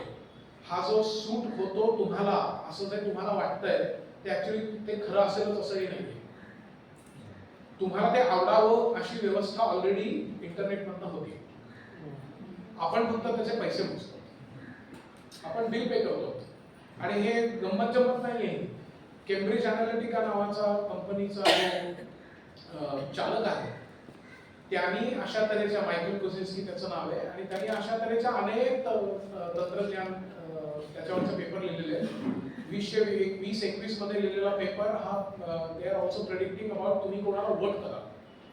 मी बरेच वेळा याची सुरुवात करतो की तुम्ही तुमचा जर फोटो मला दिला तर त्या फोटोवरून मी हे तुम्हाला सांगू शकेन 89% ॲक्युरसीने की तुम्ही वोट कोणाला कराल, काँग्रेसला कराल का, भाजपला कराल का, मनसेला कराल का, शिवसेनेला कराल, एक्सेट्रा. आणि 89% ॲक्युरसी हे ऑलरेडी घडतंय, कारण तुमच्या फोटोच्या फीचर्सवरनं लाखोंचं चेहरे अॅनलाइज केल्यानंतर त्यांनी हे ऑलरेडी अॅनलाइज केलेलं आहे, त्याचे प्रेडिक्शन्स केलेले आहेत. आणि याचा वापर आता 50 देशांपेक्षा जास्त इलेक्शन्समध्ये आहे. तर तेव्हा मी असं गमतीने म्हटलं होतं, मी म्हणतो की जरी आर्टिफिशियल इंटेलिजन्स कितीही पुढे गेलं आणि त्यांनी सांगितलं की तुम्ही एनसीपीचे, तरी महाराष्ट्राचा इंटेलिजन्स त्याच्या पुढचा आहे. कारण तुम्ही अजित पवार गटाचे का शरद पवार गटाचे हे मात्र ते काय सांगू शकणार नाही, हे स्वतः अजित पवार सांगू शकणार नाही. तर म्हणजे शेवटी नॅचरल आणि कृत्रिम बुद्धिमत्तेला एक फरक आहे. त्याच्यामध्ये ती पेक्षा दुसरं आहे आणि ती भारतामध्ये कशी वेगळी आहे हे आपल्याला इथं दिसून येते. पण ह्या सगळ्या गोष्टी आपल्याकडे घडणार आहेत आणि they are going to be important. Sir creativity हा जो भाग आहे त्याच्याबद्दल मला दुसऱ्या पुस्तकाबद्दल तुम्हाला सांगायचं आहे. आणि तुम्हाला असं वाटणं शक्य आहे की हा माणूस आणि या बाई पण पुण्याहून आलेले आहेत, पुस्तकं दाखवत आहेत, विकत घ्या म्हणून सांगतायत, म्हणजे ठराविक पुणेरीपणा चालू आहे असं तुम्हाला वाटणं शक्य आहे. तर तसं तुम्हाला न वाटण्यासाठीचे 1-2 वाक्य पण मी तुम्हाला सांगतो आणि अशी आशा धरतो की तुम्ही त्यावर विश्वास करा. ते म्हणजे की ही पुस्तकं मुळात 250 रुपयाची आहेत, ती आम्ही 100 रुपयाला देतो. आणि ह्याचं कारण मी विकतो असंही म्हणत नाही, देतो. याचं कारण ह्याचा छपाई खर्च 93 रुपये आहे आणि 93 तुमच्याकडनं घेणं जरा अवघड आहे, म्हणून 100 रुपये. मग आम्ही का करतो, तर हे जे काय आपण घाबरतो आहोत, जे आपण म्हणतो की आपल्याला पुढची 10 वर्ष सांभाळून राहायला पाहिजे, त्याच्याबद्दलचे ऍक्शन प्लॅन्स याच्यात आहेत. पहिलं पुस्तक आहे ती माहिती आहे की प्रश्न काय आहे, आणि दुसरं आहे त्याचं नावच मुळे आम्ही करिअरची गुणसूत्र असं दिलेलं आहे. त्यामुळे याच्यात अर्थातच 23 चॅप्टर्स आहेत आणि याच्यामध्ये 23 आस्पेक्ट्स आहेत की ज्याच्यावर आपल्याला काम करायला हवंय. आणि त्याच्यामध्ये एक क्रिएटिव्हिटी आहे. त्याच्यामध्ये एक चॅप्टर पूर्णपणे मानसशास्त्रावर आहे की प्राणायाम कसा का करावा, त्यातलं काय भाग करावा, कोणती योगासनं त्याच्यासाठी योग्य आहेत, आपल्याकडे शास्त्रीय नृत्य जे आहे त्याच्यामध्ये जे मुद्रा आहेत त्याचा वापर कसा केला जाऊ शकतो, हे सगळं सायंटिफिक आहे. तर त्याच्याबद्दलची माहिती पण ह्याच्यात दिलेली आहे. तर हे पुस्तकाबद्दल सांगण्याचं कारण की याचा छपाई खर्च मात्र तुम्ही बेअर करावा अशी एक रास्त अपेक्षा आमची आहे. याच्यातला प्रॉफिटचा हेतू नाही. याचं ऑलरेडी 13,000 कॉपीज संपलेले आहेत. म्हणजे आता तुम्ही पकडलेलंच आहे तुम्हाला, तर मग चला विक्री करून घ्या असा काही त्याच्यामध्ये हेतू नाही. 13,000 कॉपीज सुखासुखी गेलेल्या आहेत. आणि इनफॅक्ट याला मी म्हटलं की माशेलकर सरांची प्रस्तावना आहे या पुस्तकाला. तर जेव्हा आम्ही त्यांना अप्रोच झालो, काही काम त्यांच्याबरोबर करण्याचं भाग्य मिळालं होतं, तेव्हा त्यांना अप्रोच झालो आणि त्यांना म्हटलं की सर असं असं पुस्तक लिहितोय 2019 मध्ये. त्यावेळेस त्यांनी घरी त्यांच्या ऑफिसमध्ये बोलवून घेतलं दुसऱ्या दिवशी आणि ते म्हणले की याला प्रस्तावना तर मी देतोच आहे आणि हे फार महत्वाचं काम आहे. याचं कारण चीनमध्ये, हे 2019 ची गोष्ट सांगते, म्हणजे तेव्हा अजून कोविड यायचा होता. ते म्हणले की चीनमध्ये इंडस्ट्री 4, कृत्रिम बुद्धिमत्ता, मशीन लर्निंग, तेव्हा आता चॅटजीपीटी नव्हतं, पण ह्या सगळ्या गोष्टींच्यासाठी शाळेतल्या मुलांपासून शिक्षणाची सुरुवात होते. आणि आपल्या इथे मलाही ते जाणवलंय, मधुरालाही जाणवलंय, अनेक इंजिनिअरिंग कॉलेजेसमध्ये भारतात गेल्यानंतर तिथले इंजिनिअरिंग कॉलेजमधले शिक्षक आमच्याकडे इंडस्ट्री 4.0 हा रोग आहे का औषध आहे असं बघायला लागतं. ते म्हणले ह्याचं मला काळजात धस्तं होतं की चीन हा आपला एक नैसर्गिक शत्रू आहे, स्पर्धक नक्की आहे, शत्रू नसेल तर. आणि तिथं लहान मुलांना इंडस्ट्री 4.0 कळतंय आणि आपल्या इथल्या इंजिनिअरिंगच्या लोकांना कळत नाहीये. तर मी प्राईम मिनिस्टर्स ऑफिसमध्ये हे आलटून पालटून सांगतोय महिन्यात की आपल्याला काहीतरी करायला पाहिजे. त्या दृष्टीने हे तू पुस्तक लिहिलंस, हे निदान मराठीसाठी तरी महत्वाचं झालं. मी प्रस्तावना तर देतोच, पण पीएमओ मध्ये मी सांगतो की याचं शेड्यूल 8 मध्ये असणाऱ्या ज्या 22 भाषा आहेत भारतीय, त्याच्यामध्ये भाषांतर व्हावं असं त्यांनी रेकमेंडेशन दिलं. आणि आमची अशी इच्छा आहे की हे जास्तीत जास्त लोकांपर्यंत पोहोचावं, म्हणून त्याची किंमत 100. आणि म्हणून मी हे बिनधास्तपणे सांगतो की हे पुस्तक विकत घेऊन वाचा आणि दिस इज अ गुड गिफ्ट. नाहीतर आपण काहीतरी मिठाई देतो, ती चांगलीच आहे, मिठाई गोड आहे, परंतु फूड फॉर थॉट द्या. आणि मी अगदी म्हणजे काय म्हणू आपण, कुठलीही शरम न बाळगता आता MIDC मध्ये उद्या आम्ही तिथे कागलला चाललोय. तिथे MIDC मध्ये ट्रक मध्ये गाडी भरून, जोशी आमचे ड्रायव्हर आहेत त्यांना विचारा, ट्रक मध्ये आम्ही फक्त पुस्तकं घेऊन जातो आणि तिथं आम्ही त्यांना सांगतो आणि तिथं ते विचार करून ते पुस्तक घेतात. एखाद्या कंपनीचा मालक आलेला असतो आणि त्यांना आम्ही सांगतो की तुम्ही किमान 10 ते 15 पुस्तकं घ्यायची आहेत. मला पुण्यात पूर्ण ट्रक रिकामी करून जायचं का?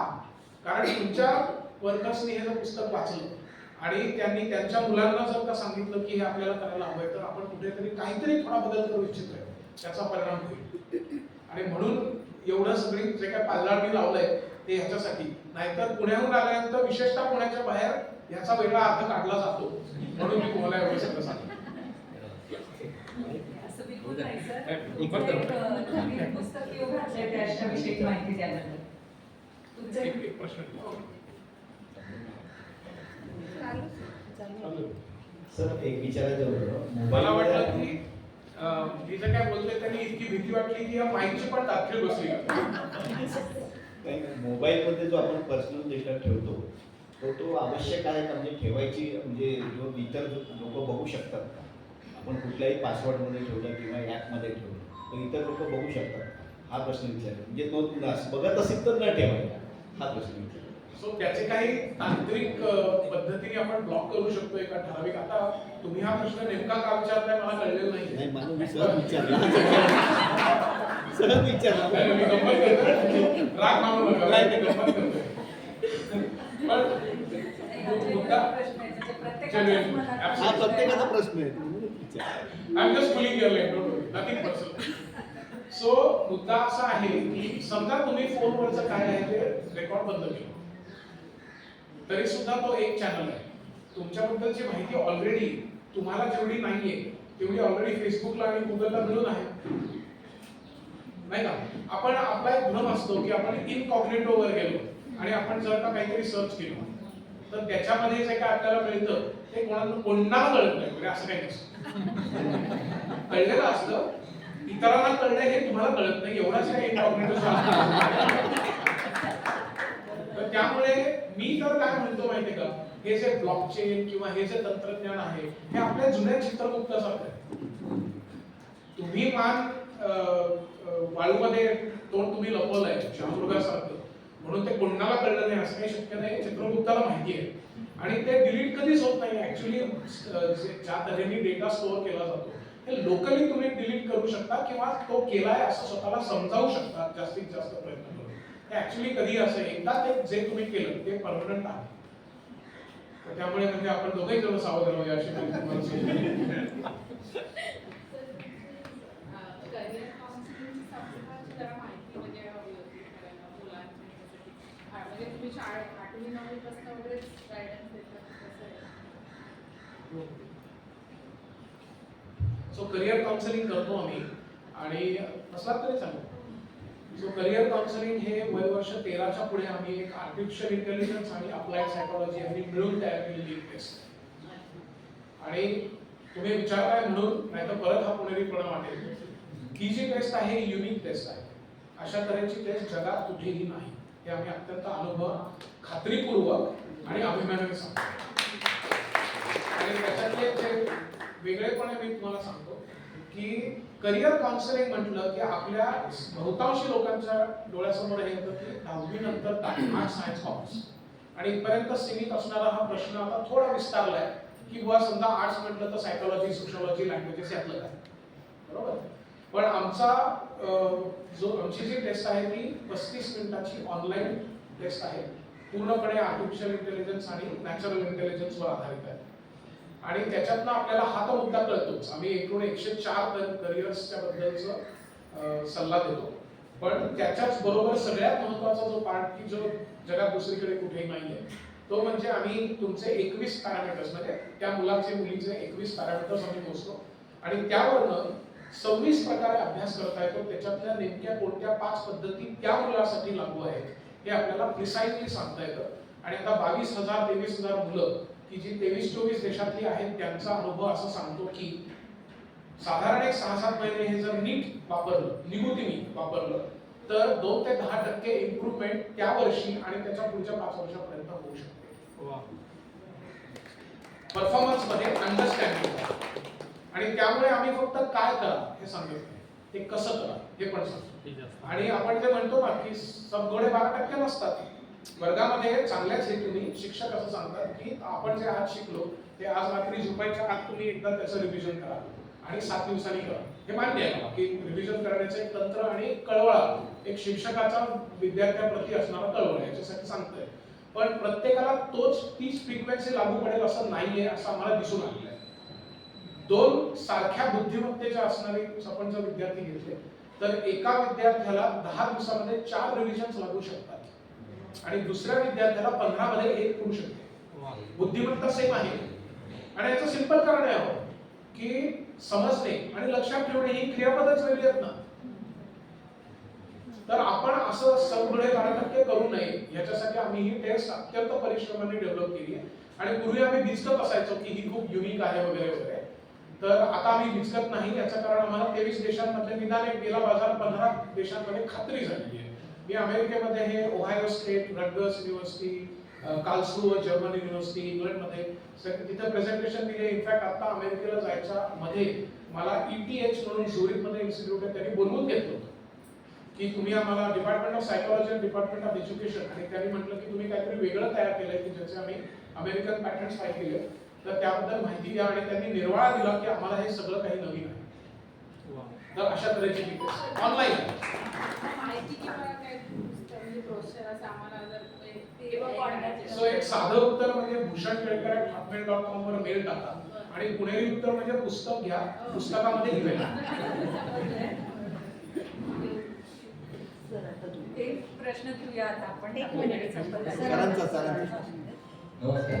अतिशय मौलिक आणि दुर्मिळ माहिती आम्हाला सगळ्यांना मिळते. प्रश्न आहे की इथे बहुतांश सगळे बसलेले सगळी कवी मंडळी आहे आणि संध्याकाळच्या सत्रामध्ये कवी संमेलन देखील ठेवलेले आहे. तर असा आम्हाला बरेच जणांनी सांगितलं की तुमच्या इंटेलिजन्स याला जर आपण एखादा विषय दिला कवितेच्या संदर्भात तो आपली कविता आपल्याला समोर एका फ्रॅक्शनमध्ये तो पुढे आपल्याला सादर करतो. पण शेवटी प्रतिभा आणि हे तंत्र त्याच्यामध्ये दोघांमध्ये काहीतरी जमीन असमानाचा फरक आहे. शेवटी प्रतिभा पाहिजेच. आणि आम्ही आता मी स्वतः कवी आहे की मॅडम पण बाजूला बसलेले तर आपण कवी आहे. आम्ही जेव्हा कविता करतो तर आम्हाला एक 2-2 महिने पण लागतात, कधी 6-6 महिने देखील लागतात. पण तो मात्र त्या विषयावरती एका सेकंदात आपल्या समोर कविता सादर करतो. ते कसं काय म्हणजे ते कुतूहल आहे. ओके. सो कविता करण्यातला आनंद थोडाफार मलाही माहिती आहे किंवा असा माझा दावा आहे, असं माझा भ्रम तरी नक्की आहे. त्यामुळे मी तुमच्याशी तुमच्या दुःखात सहमत आहे आणि सहभागी आहे. पण आम्ही मागच्या वर्षी सुरुवातीला 2023 मध्ये एक कॉम्पिटिशन केली होती आणि त्याचं पुस्तक आम्ही तयार केलं होतं. आम्हाला काउन्सिलिंग मध्ये असं जाणवलं की 8वी 9वी 10वीची जी मुलं मुली असतात अत्यंत प्रगल्भ कविता करू शकतात, पण एखादीच असते. त्यांचं वयही कमी असतं, त्यांची अनुभव समृद्धी आणि विश्वही छोटं असतं, विस्तारलेलं असतं. पण जी कविता असते ती उत्तम असते. पण त्याला प्लॅटफॉर्म काय मिळतो तर त्यांच्या शाळेचं समजा दिवाळी अंक किंवा काही कौटुंबिक कार्यक्रमामध्ये त्याचं कौतुक होतं आणि तिथपर्यंतच ते राहतं. तर आम्ही अशी आवाहन केलं होतं आणि 400 कविता आमच्याकडे आल्या होत्या आणि आम्ही अरुणाताई ढेरेंना रिक्वेस्ट केली आणि संदीप खरेला की तुम्ही यातनं कविता निवडा आणि त्याचं पुस्तक आम्ही करतो. तर त्याचं पुस्तक झालं आणि त्या पुस्तकाचं प्रकाशनाला अलोट गर्दी होती आणि म्हणजे बरेच प्रतिथयश कवी कवयित्री कौतुक म्हणून आलेले होते. आणि त्यावेळेला चॅट जीपीटी 30 नोव्हेंबर 2022 मध्ये chat GPT got release open एआयचा. आणि म्हणून आम्ही तेव्हा अत्यंत दुःखाने हृदयावर दगड ठेवून असं म्हटलं की आम्हाला हे खरं तर वर्षानुवर्ष चालवायचा प्रकल्प होता. परंतु तुम्ही जे उल्लेख करताय की मुलांना समजा मी म्हटलं की तुम्ही स्वरचित कविता पाठवा, इंग्लिश किंवा मराठी असा आम्ही त्यांना पर्याय दिला होता. त्यांनी जर का आईचं प्रेम हे टाकलं आणि चॅट जीपीटीने 2 सेकंदात 17 कविता दिल्या आणि त्याच्यातून त्यांनी एक निवडली आणि एखादा र ला ट ला ट असं काहीतरी करून बदल करून सबमिट केली. आम्हाला कसं कळणार म्हणजे कळण्याचे मार्ग आहेत, त्याला टर्निटिव्ह नावाचं सॉफ्टवेअर आहे ते सोडून देऊ आपण.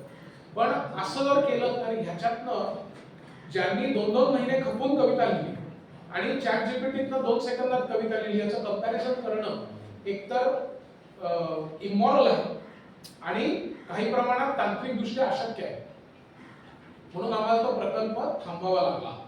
पण हे कसं केलं जातं तर त्याचं तांत्रिक उत्तर इतकं सोपं आहे की तुम्ही आतापर्यंत जे काही ह्या प्रकारच्या कविता जे प्रॉम्प्ट तुम्ही टाकले आईचं प्रेम याच्यावर मला एक इंग्लिश मध्ये आणि मग त्याचं भाषांतर करून दे, तर आईचं प्रेम हे शब्द असणार किंवा त्याचा भाव असणार आहे. जगातल्या अनेक भाषांमधल्या अनेक कविता आहेत, विशेषतः इंग्लिश, त्याच्यामधले साधारण शब्द काय याचा एक पूल केला जातो. त्या पूल मधनं त्यांना आलटून पालटून काहीतरी कवितांच्या लाईनी केल्या जातात आणि मग त्या 17 तुम्हाला प्रेझेंट केल्या जातात. तर त्याच्यामध्ये नवीन अनुभव काहीही नसतो. जे आतापर्यंत आहे त्याच्यामधनच मिक्स अँड मॅच करून दिलं जातं आणि फक्त कविता घडते असं समजू नका.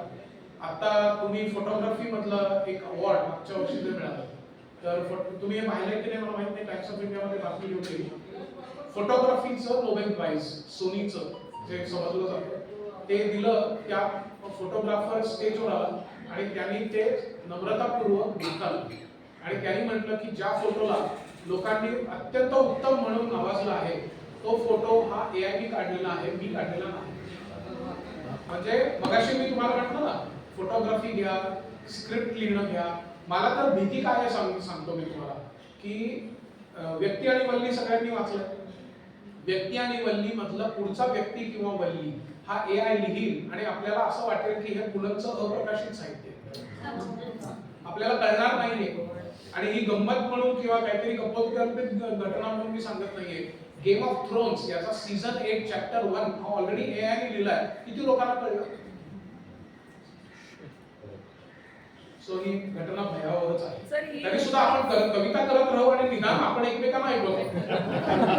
हीच गोष्ट पेंटिंगच्या बाबतीत होऊ शकते. झाली आहे. तुम्ही पेंटिंग म्हणताय, एडमंड डी बेलामी या नावाचं एक पेंटिंग जे मुळामध्ये ख्रिस्तीज मध्ये $10,000 लिस्ट केलं गेलेलं. ते $4,32,500 विकलं गेलं. $500 million, $2 कोटी रुपये. आणि ते चेक लिहिला त्या माणसाने. तो आला, त्यांनी चेक दिला, ते पेंटिंग घेतलं आणि तो म्हणला की ह्याचा जो पेंटर आहे त्याला मला भेटायची इच्छा आहे. आणि त्याला सांगण्यात आलं की हा जिवंत माणूस नाहीये, हे कम्प्युटरने काढलेलं चित्र आहे. $2 कोटी रुपये एका इक्वेशन साठी त्यांनी मोजले. सो पेंटिंग मध्ये झालेलं आहे. याच्याबाबत मला माझे उदाहरण सांगायचे. आताच मला सरांची मुलाखत घ्यायची होती, तर मी मुलाशी बोलले याविषयी, कारण हे तंत्रज्ञान आपल्याला जास्त माहिती नव्हतं. तर मुलांनी मला 2 मिनिटांमध्ये ChatGPT वरून त्यांना विचारायचे क्वेश्चन्स काढून दिले सगळे. ते फेकून दिलं. मी म्हटलं एक क्वेश्चन मी विचारलं, मला माझे काढू दे. आणि सरांनी जेव्हा ते क्वेश्चन्स अप्रूव्ह केले तेव्हा मला कळालं की आपल्यामध्ये, आपल्या प्रश्न काढण्यामध्ये आणि कृत्रिम तंत्रज्ञानामध्ये नेमका काय फरक आहे. तर मला वाटतं ह्या नोटवर आपण इथं एक छोटा प्रश्न आहे. क्वेश्चन लास्ट घेऊन आपण थांबूया. प्रश्न असा आहे की आपण म्हणजे विशेषतः आता मी स्त्रियांचा उल्लेख करतो इथे की लहान मुलगा जेवत नाही म्हणून आपण हातात मोबाईल देतो आणि मग ते त्याच्यावरचं अपेक्षित आहे आणि मग त्याच्यावरती जे चित्र, कार्टून किंवा गाणी किंवा जे काही डेटा आहे ते तो बघतो, मग रडणं थांबवतो आणि जे असेल नसेल ते गिळतो. आणि ह्या सगळ्या गोष्टी आपण त्यांच्या हातात आत्ता सुपूर्द करतोय. जे काय मी आतापर्यंत ऐकलं सकाळचं सेशन आणि आत्ताच्या या सेशन मध्ये, हे मला डेंजर खूप जास्त वाटायला आपल्या लागलं. सुविद्य पत्नी इथं आहेत का? सर जर असतील तर आपल्या धाडसाचं कमाल आहे म्हणजे. आणि नसतील तर इथनं ही बातमी बाहेर जाणार नाही याची शांती. आणि लग्न व्हायचं असेल तर शुभेच्छा आहे. ह्याच्यानंतरची किस्सा सांगतो. माझं लग्न झालेलं, त्याच्यामुळे पुढचा फुलस्टॉप समजला असेल तुम्हाला, त्यामुळे तो गोष्ट सोडा. मी लहान मुलांमध्ये खूप वावरतो, त्यांच्यामध्ये खूप साऱ्या गोष्टी रुजवायचा प्रयत्न करतो. नकळतपणे तुम्ही सांगितलेला एक मुद्दा मी मागच्या बरेच वर्षापर्यंत मुलांना त्यांची हॉबी जपण्यासाठी सांगत आलो. कसं झालं माहीत नाही, माझ्यातल्या ChatGPTने मला ते पॉपअप करायला लावलं असेल किंवा माहीत नाही. पण ते नाही, मी काय म्हणतोय, आपण आहारी गेलो हे आपण मान्य करतोय, खरंच आहे. पण आपण पुढच्या पिढीला ना आहारी जायला प्रवृत्त करतोय, अगदी त्यांच्या त्या झिरो ब्रेन पासून सुद्धा. ह्याच्यावरती काही तोडगे किंवा ह्याच्यावरती आपण काही करू शकतो थोडक्यात. तुमच्या प्रश्नातच उत्तर आहे. सो पालकांनी कंट्रोल करायला पाहिजे. जेव्हा 5 वर्षाची मुलं पॉर्न बघायला लागतात, त्याच्यातच सगळं आलं. आपणच इंट्रोड्यूस करतोय ना त्यांना. आणि मोबाईल्स आजकाल 7वी, 8वी, 9वी मध्येच, कोविडच्या काळात ते काही कंट्रोलच नव्हता, त्यांना द्यावेच लागले. मी शाळेतल्या माझ्या शिक्षिकेने सांगितलं की निलेश, 5वीच्या विद्यार्थ्याच्या खिशातला मोबाईल सायलेंटवरती आम्ही बघतो आणि वर्ग चालू असताना मेसेजेस चालू आहेत आणि कुठे भेटशील इथपर्यंत मेसेज 5वी ते 7वीच्या विद्यार्थ्यांमध्ये चालू आहेत. सगळा कंट्रोल ऍटलीस्ट छोट्या मुलांचा तरी पेरेंट्सकडेच आहे. मोठ्यांचा आता कोणाच्याच हातात नाही. त्यांना पेरेंट्सनी योगा, प्राणायाम करा आणि पेरेंट्सनी स्वतः पण करा असं पण मी सांगते. तुम्हाला जमत नसेल तर तुम्ही शांत राहा, तुम्ही स्ट्रेस मॅनेज करा तुमचा. बाकी त्यांच्यातच आहे सगळं. हे केलं तरच पुढे फ्युचर माणूस राहणार आहे. म्हणजे Did I answer you? Did I answer you? हे ऑलरेडी मला समजतंय काय ते. त्याची इंटेन्सिटी जाणवते मला आत्ता परत म्हणजे मी ह्याच्यावरती आपण बरेच वेळा बोलतो, आपण विचार करतो, पण सकाळच्या आणि आत्ताच्या दोन्ही सेशनमध्ये ती इंटेन्सिटी माझी खूप पिकला गेली. जाणवते की आपण किती छोटी गोष्ट समजून त्यांना आपल्यापासून तोडतोय, माणसापासून तोडतोय. दॅट इज खूप वाईट. अतिशय खरे. एक प्रश्न शेवटचा घेतोय आपण. एक मॅडमसाठी प्रश्न आहे की हा जेवढा काही संवाद झाला तर त्यामध्ये मला अनेक वर्षांपासून हा प्रश्न मनामध्ये आहे की इंडस्ट्रियल सायकोलॉजी म्हणून जेव्हा असे काही ऍप्स आणि अशा काही गोष्टी येतात मार्केटमध्ये, तेव्हा इंडस्ट्रियल सायकोलॉजीची भूमिका काय असते, वाटा काय असतो आणि ते स्टँड्स काय असतात विथ गव्हर्नमेंट. गंमत सांगायची म्हणजे मी जे म्हणलं आता जे सेशन घेतलं मी पुण्याच्या एका इंजिनिअरिंग कॉलेजमध्ये आठवड्यामध्ये स्ट्रेस मॅनेजमेंटचं, तर गेली 9 वर्ष सरांच्या कृपेने माझं हे सेशन चालू आहे. पण यावर्षी पहिल्यांदा अतिशय नाईलाजाने आणि खूप मनावर दगड ठेवून मी माझ्या प्रेझेंटेशनमध्ये एक स्लाइड ॲड केली आणि त्याच्यामध्ये अशी AI टूल्स मुलींना सांगितली की जी मेंटल हेल्थसाठी मदत करतात. सो तुम्ही प्रश्न विचारला तो इंडस्ट्रियल आणि क्लिनिकल याच्यातला फरक आहे. खरं म्हणजे मी क्लिनिकल सायकोलॉजिस्ट नाही. हा सगळा जो पार्ट आहे तो क्लिनिकल काउन्सिलर जास्ती हँडल करतात, ॲडिक्शन आणि मग अशी पण सबस्टन्स अब्यूज आणि बरंच काही येतं त्याच्यामध्ये. सो ते सगळं क्लिनिकलचा पार्ट आहे. पण गंमत अशी झाली की सगळ्या सायकोलॉजीची फील्ड आता एकत्र मिक्स व्हायला लागली एकमेकांमध्ये. म्हणजे मी हे करिअर काउन्सिलिंगमध्ये पार्ट घेते, त्याच्यात पण बरंचसं सरांना विचारून मी ह्याच्याबद्दल पेरेंट्सशी आणि मुलांशी बोलत असते की त्यांच्या विचार करा, त्यांना सांभाळा आणि कंट्रोल ठेवा सगळेच आपापल्या ह्याच्यावरती. पण तुमचा सेकंड पार्ट काय होता प्रश्नाचा? सॉरी, गव्हर्नमेंटचं काय? विथ गव्हर्नमेंट ज्या परमिशन्स लागतात लॉन्चिंगसाठी, तेव्हा ॲज अ इंडस्ट्रियल सायकोलॉजिस्ट म्हणून जे सबमिशन करावं लागतं त्यात स्टँड्स काय घेतले जातात? सॉरी, मला ह्याच्याबद्दल कल्पना नाही. म्हणजे एक प्रकारचं एक कंट्रोलिंग हवं ना, म्हणजे एक बॉडी हवी समाजामध्ये सायकोलॉजिस्टची, हो हो. जी एक म्हणजे गव्हर्नमेंटला पण नसतं कळत, नाही, त्यांना पण तेवढं नाही लक्षात येतं. असं इंडस्ट्रियल सायकोलॉजी हा शब्दच माहिती नाही आहे तुम्हाला. इनफॅक्ट मला तर असं वाटतं इथे बऱ्याच लोकांना इथे सुद्धा पहिल्यांदाच कळलं असेल. इंडस्ट्रियल आणि सायकोलॉजीचा काय संबंध एकमेकांशी असं वाटतं. इथे आपण एवढं ChatGPT बद्दल बोलतोय, पण ते भारतामध्ये येऊच नाही, ह्याच्यावर काही आपला कंट्रोल आहे ऑलरेडी आलंय. नाही ना. आपण म्हणतोय सगळे की मगाशी जे त्यांनी सांगितलं 3000 एक जरा हे करायचं हे आपल्याकडे ऍक्च्युली मी जसं म्हटलं होतं तसं 1 तास या विषयासाठी अगदी तोकडा वेळ होता. ह्याच्यावर आपल्याला भरपूर बोलण्याची सगळ्यांनाच इच्छा आहे, माहिती आहे. पण आपली पुढची पण सत्र आहेत आणि त्या सत्रांचं सुद्धा आपल्याला पुढे व्यवस्थापन करायचं आहे. परत बोलू आपण. आणि ह्या कृत्रिम बुद्धिमत्तेचा एक आपण फॉल्ट जो सरांनी सांगितला तो म्हणजे मी इलेक्ट्रिक स्विच आहे त्याला, आणि त्या स्विचचं ऑन ऑफ बटन आपल्याच हातात आहे आणि मानवी मेंदू पॉवरफुल आहे, त्याला ऑन ऑफ करणं आपण सहज करू शकतोय. त्याच्यामुळं आपण त्याच्याकडे लक्ष द्यावं आणि कृत्रिम बुद्धिमत्तेला आपल्यावर ओव्हर पॉवर होऊ देऊ नये यासाठी प्रयत्न करावे. बाकी सर आहेत, सरांचा ईमेल अकाउंट आहे आपल्याकडे, तुम्ही कोणतेही प्रश्न त्यांना कधी विचारू शकता. एक फक्त लास्ट त्यांचं पुस्तक येतंय त्याबद्दल त्यांना सांगायचंय, ते सांगून मग आपण हे सत्र इथं थांबूया. त्याच्यानंतर जेवणाची व्यवस्था आहे, ज्यांना जेवायचे ते जेवू शकतात. नंतर जेवणाची व्यवस्था आहे, तरी सुद्धा मला पुस्तकाबद्दल सांगायचं म्हणजे Look at my तर हे जे पुस्तक आहे ते 32 IAS, IFS वगैरे वगैरे अशा अधिकाऱ्यांचं आहे, यशोगाथा म्हणून आहे आणि त्याचं ते संपादित केलेलं आहे मी आणि त्याचं प्रकाशन परवा संध्याकाळी पुण्यामध्ये आहे आणि ते अविनाश धर्माधिकारी सरांच्या उपस्थितीत आहे आणि डॉक्टर आरिफ मोहम्मद खान म्हणजे केरळचे गव्हर्नर त्यांच्या हस्ते आहे आणि अतिशय इन्स्पिरेशनल स्टोरीज आहेत आणि ही सर्व मुलं याच्यातली 32 पैकी मी म्हणेन की निदान एक 25 तरी मुलं ही आमच्या तालमीतनं तयार झालेली आहेत आणि ती सर्वजण अतिशय इमाने एक बरे प्राणायाम आणि योग करतात. त्याच्यातले बरेचसे लोक काश्मीर, नॉर्थ ईस्ट, आमची एक स्टुडंट आहे ती चीनमध्ये आणि असं IFS म्हणून असं उत्तम काम करत आहेत. त्यातल्या काही लोकांना राष्ट्रपती पुरस्कार वगैरे.